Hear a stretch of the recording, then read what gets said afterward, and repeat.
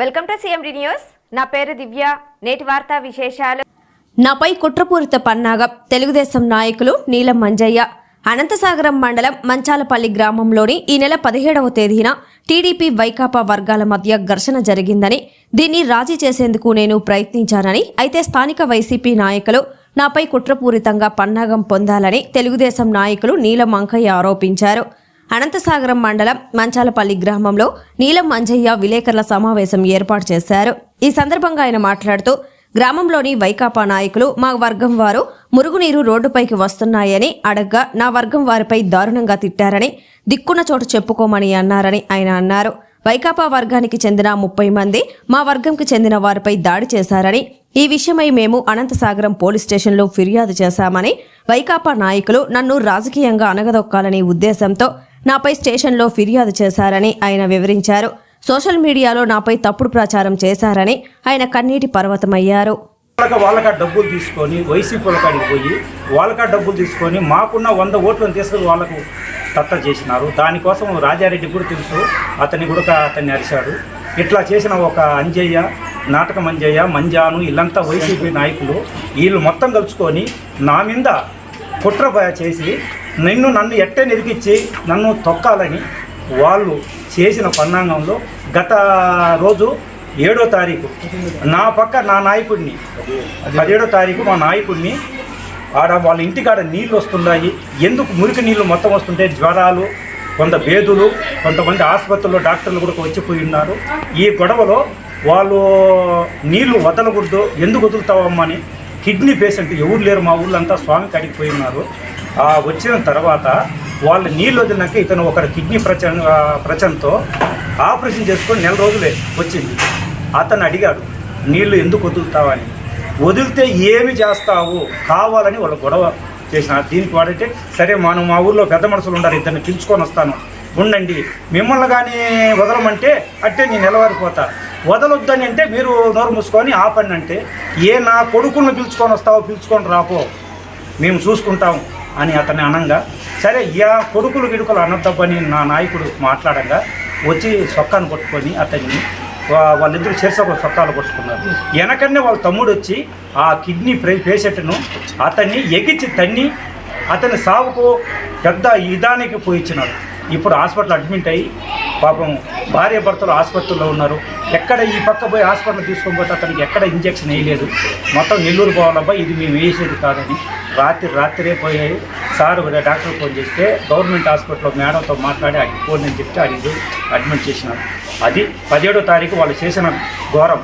అది మేము చూసుకొని సరేనైనా మనకి గొడవ వద్దనే మనం పెద్దోళ్ళని కూర్చోబెట్టి మాట్లాడదాం, వాడు ఎందుకు వదులుతున్నాడు, గొడవ పెట్టుకుంటే ఊళ్ళో అందరం గొడవ అవుతారు వద్దని ఆపినోని నేను గొడవ వద్దని తెల్లారిపోద్దనే మా ఊరు పెద్ద మనుషులు 4 పిలిచి ఎందుకు వదిలినావమ్మా నీళ్ళు అని అడిగితే వాళ్ళు నీ కాడికి వచ్చేది ఏందిరా, నువ్వు అసలు ఎవడివి మమ్మల్ని పిలిచేదానికి అని వాళ్ళు వచ్చిన మాటలు మాట్లాడి వాళ్ళు ఏదోదో మాట్లాడినారు. అప్పుడు పెద్ద మనుషులు కూడా పోయి అమ్మ వచ్చి ఏదో చెప్పుకోండి మీరు అని అడిగి పిలిచినా కూడా రాలేదు. సరే రాకపోతే పోయినా అంటే మేమంతా వదిలేసి సరే ఎలవారిపోయినాం. పోయిన తర్వాత ఆ దెబ్బ తగిలిన మనిషి అతని భార్య వాళ్ళ ఇంటికి పోతా ఏదో ఆమె కడుపులో మనతో నా మూడిని కొట్టినారు, ఇప్పుడు ఆసుపత్రికి పోతే ఎవడు సూది లేదని తిట్టుకున్నది ఒక తిట్టు. ఆ మధ్యలో ఏ సంబంధం లేని నాటకం అంజయ్య, ఈ కొమ్మూర అంజయ్య, ఏ సంబంధం లేనోడు వాడికి నిన్న నీళ్లు పోసుకొని కొట్టినోడికి ఏ సంబంధం లేదు. అంటే వాళ్ళు ఒకటైతే అయినారే కానీ మనకు వాళ్ళకి సంబంధం లేదు.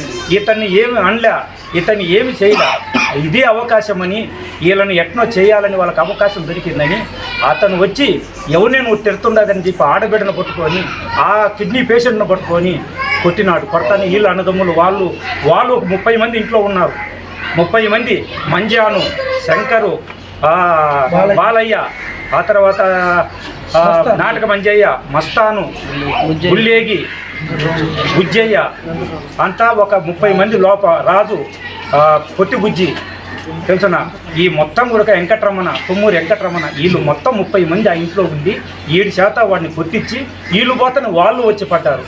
పడి గందరగోళం చేశారు. దానికి కూడా నేను పోయినోడిని కాదు, పోండ్రా అని చెప్పి అందరినీ తీసేసి అప్పుడు ఆ గొడవ జరిగేటప్పుడు నేను లేను, అక్కడ టిఫిన్ చేయడానికి పోయినా. దానికి సాక్షి వాళ్ళ మామే సాక్షి.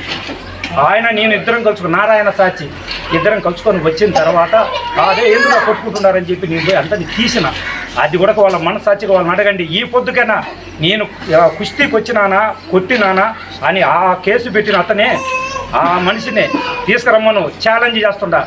అగో అంకమ్మ గుడి కాడ ఉన్నాం, నేను ఆ గొడవలో ఒక్కరిని కూడా చేయి తాకలేదని నేను ప్రమాణం చేస్తా.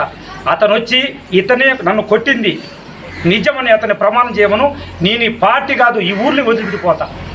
అన్యాయంగా నా కెరీర్ దెబ్బతీయాలని వాళ్ళు ఈ పాటు చేసి లాస్ట్ పోలీస్ స్టేషన్కి పోయి కేసు పెట్టారు. పెట్టిన పేర్లు 6 మంది పేర్లు పెట్టారు. సరే పెట్టుకుంటే పెట్టుకున్నారని ఈ పక్క వాళ్ళు 6 మంది పెట్టుకున్నారు. దాంట్లో నా జోక్యం ఏమీ లేదు. ఎస్ఐ గారితో మాట్లాడి ఇద్దరిని సాల్వ్ చేయమని చెప్పాను. అవతల వాళ్ళు తీసుకొచ్చిన రాజయ్యకు చెప్పాను సాల్వ్ చేయమని. అంతేగా నేను గొడవ పోయినోని కాదు. ఎందుకంటే మన కెరీర్ దెబ్బతిని మన ఊరు బాగుపడాలా, మన ఊళ్ళో గొడవలు అనుకున్న వాడిని నేను.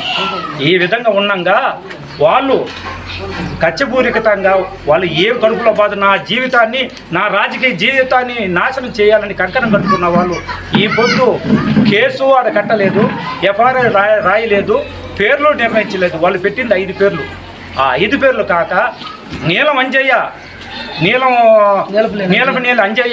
శంకర్ వీళ్ళు మొత్తం కలుసుకొని మమ్మల్ని కొట్టినారని ఈ టీవీకి పేపర్కు ఆడ ఏమి వాళ్ళకాడ కనుక్కోకుండా వాళ్ళకాడ చేయకుండా వీళ్ళు ఇష్టపూర్వకంగా పేపర్కి వేయటం నా జీవితంలో ఇంతవరకు ఎప్పుడు చూడలే. దానివల్ల నా పరువు పోయింది. నేను 10 మందిలో తిరిగేవాడిని, ఈ పార్టీ కోసం కష్టపడేవాడిని. ఆ విధంగా ఈ పేపర్ చూడు, ఈ పేపర్లు వేశారు. ఈ పేపర్ వాళ్ళు మన పేపర్ వాళ్ళ కూడా అందరిని అడిగితే వీళ్ళు మాకు తెలియదు అంటున్నారు. తెలుసునా? ఈ పేపర్ వేసినోడు కొమ్మూరి మస్తాను మంజాన కొడుకు. ఆ గొడవ పెట్టి కేసు పెట్టి కొట్టించినోడే వాళ్ళ కొడుకే ఏపీ